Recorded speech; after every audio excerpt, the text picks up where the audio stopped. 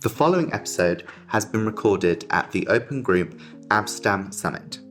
Hello and welcome to Open Comments with me, Ash. Today's guests are from Nova Smar, and they are Libanio Souza and Luciano Botto. Welcome, gentlemen, to Open Comments. Please, can you tell us a little bit about yourselves? Yes, thank you for the opportunity, Ash. It's a real pleasure to be here with you. Well, I have been working for Smar since I was a little boy, which is a long time ago. I started at Smar was 1990 as an officer boy. And from there, I have been working in many divisions of the company, from R&D and up to now marketing. So that's my career. And today I'm engaged with the O-PAS, helping to promote the O-PAS Standard. Thank you. Luciano? Yes. Eu tô com a Smar há quase 40 anos. I'm with Smar almost for 40 years.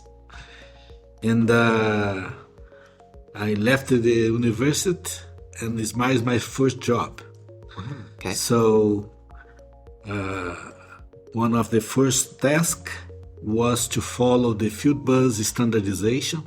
So I have a long history following the standardization. And in 2018, I start to follow O-PAS, the Open Process Automation Forum. And so we are engaged with this produce of this new technology. And then I start to know better the open group that help us to introduce this new technology to the market. And can you both tell our listeners a little bit about the O-PAS Standard Roadshow, Standard of Standards and Industry 4.0, that has been in session during the Open Group Amsterdam Summit this week?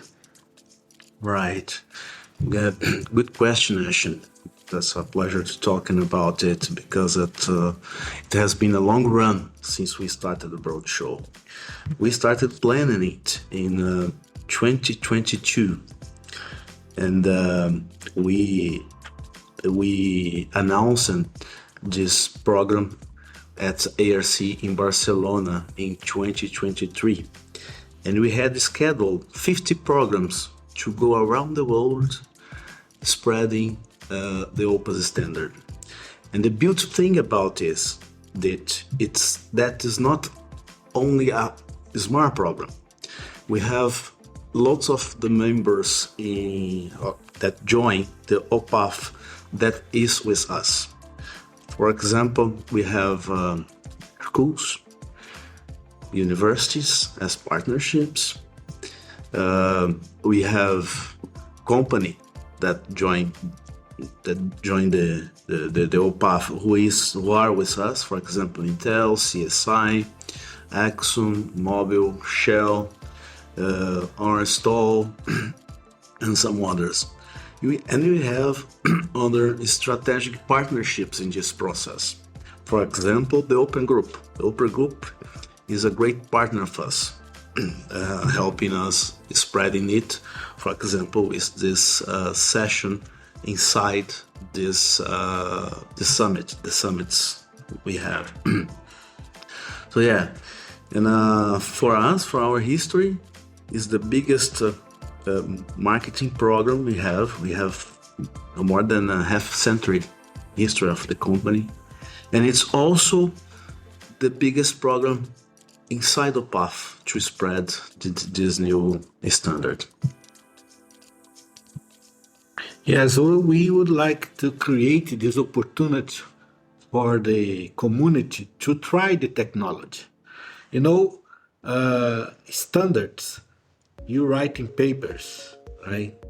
And it's hard to realize sometimes how to make that real, to materialize what you are defining. So what Smar try to do is to contribute with the O-PAS, creating this opportunity for the community, for the students, for the end users, even for competitors, so they can learn how to apply the technology. So we give them a flavor of the way that you can take that definitions and become that real, to transform that and make that real.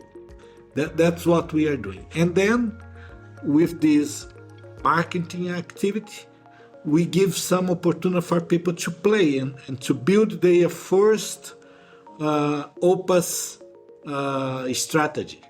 So it's also a way to show that the technology is mature, and it's possible to even create this type of event.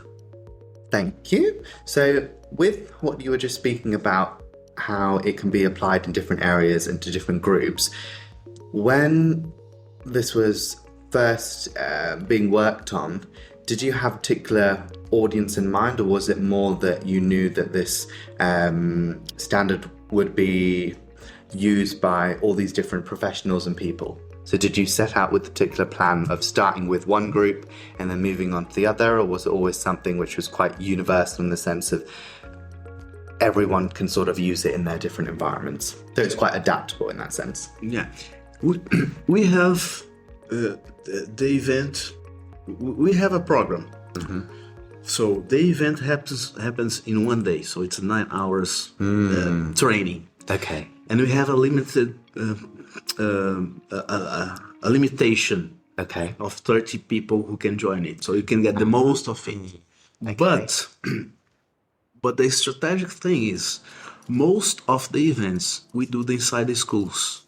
So the roadshow itself does not end in the roadshow event.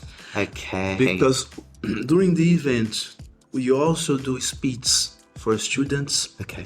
for teachers, and also for the community in the area. So the roadshow event actually is larger than the event itself. Would you say in that sense it's sort of like... Answering your question, no, you will not select who want to join. Yeah, everybody is welcome. And in that sense, would you say it's more of an initiative because it's ongoing? Yeah. Okay. Yeah. Nice. And we have been impressed with the type of different professionals that has joined the event.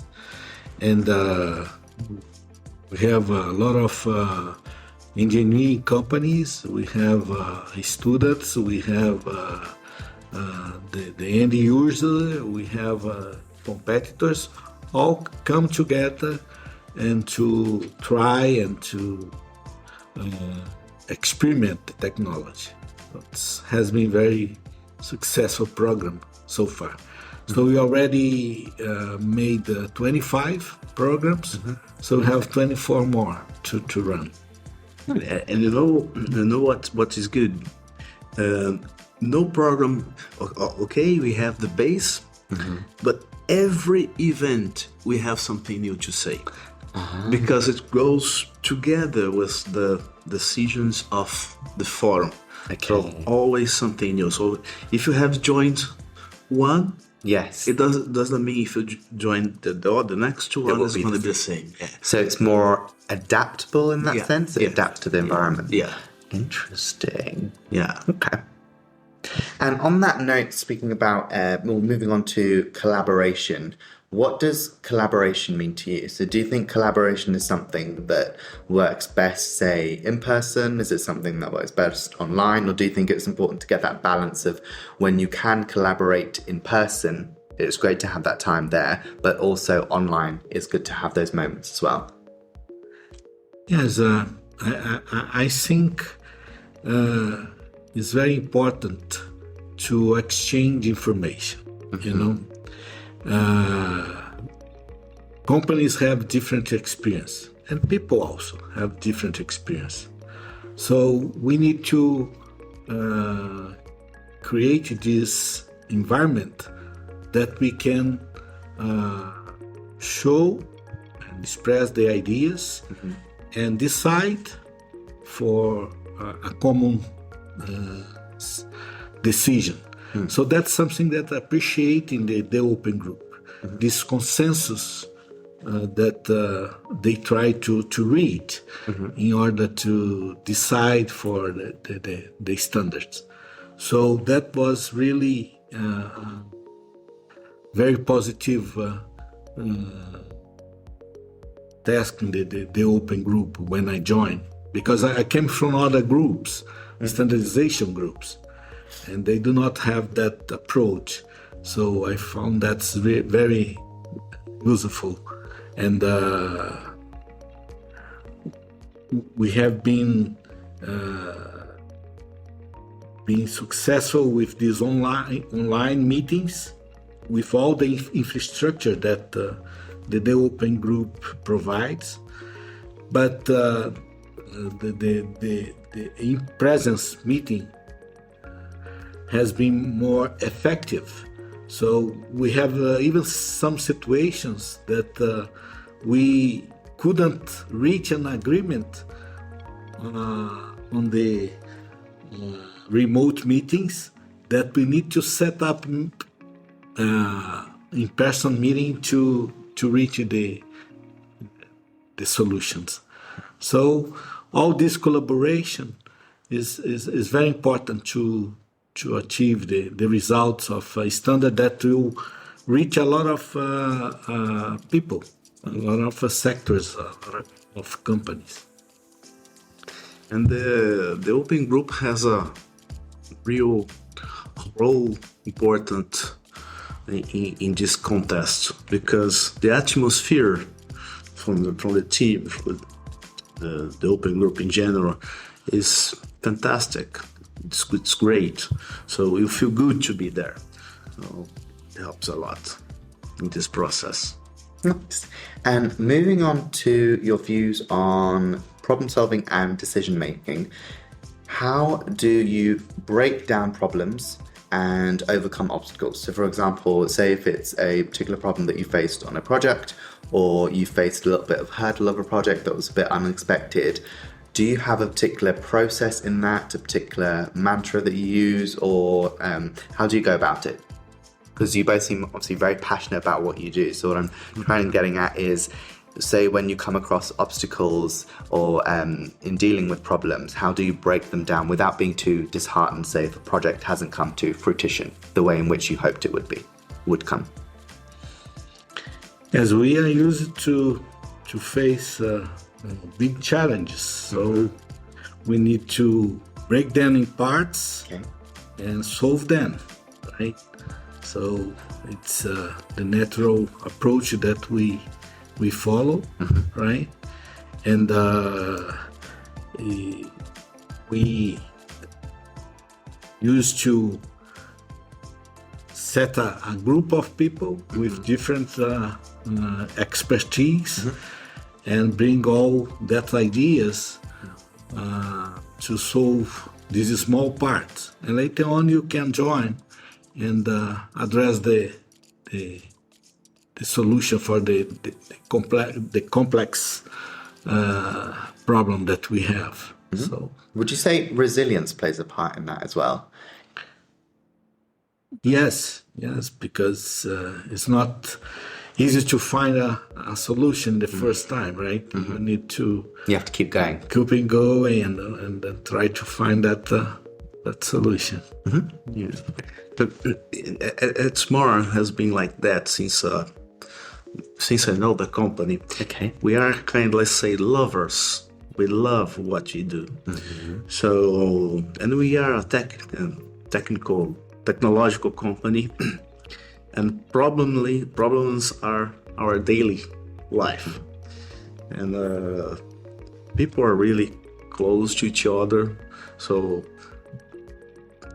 getting solutions is it's our day-to-day business. Thank you, gentlemen, for speaking with us today on the O-PAS Standard Roadshow, Standard of Standards and Industry 4.0. Please can you provide our listeners with any links of where they can learn more about the Roadshow and any other last comments that you'd like to share? Yes, thank you for that, Ash. Anyone who wants to join us at the Roadshow, just go to our website, which is www.smar.com. So there you can find the information. Or also the open group, they also have the information. Mr. Roberto is there watching us, responsible for us to be here in this summit. So yeah, we hope to see as many people as can join us in there. We have been in many places around the world. We have been in Asia, Europe, in US. Of course, we started in Latin America, where the company is based. But we grab the opportunities, and if people want us to go there, we go there to share experience. Perfect. Thank you so much. And would you like to share any last comments? Yes, just to thank you for this opportunity to talk about this activity and say that we are very happy with the open group events and how fast we are able to produce this standard and make that real. Perfect. Thank you so much. And thank you to our listeners for tuning into Open Comments. We hope you enjoyed this episode as much as we have. And please stay tuned for more episodes coming soon. Stay safe and happy listening. Thank you so much. And thank you so much, gentlemen, for joining Open Comments today.